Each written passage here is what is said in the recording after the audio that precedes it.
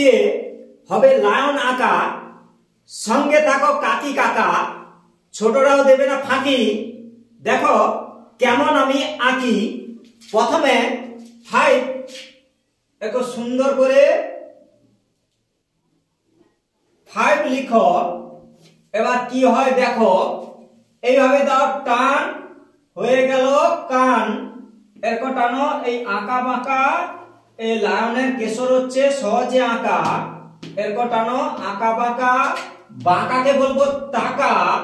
দাঁতটি করো আঁকা বাঁকা, এই লায়ন হচ্ছে সহজে আঁকা।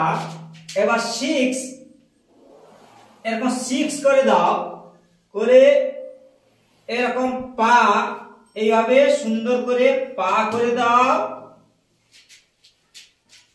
আবার একটি পা করে দাও এখানে। এই এবার হচ্ছে ডট ডট এঁকে ফেলো পট পট।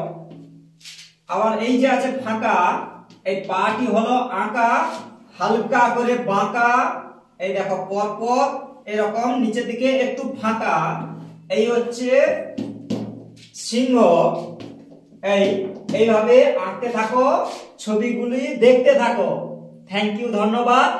শেষ পর্যন্ত বাড়িয়ে দেওয়ার জন্য হাত।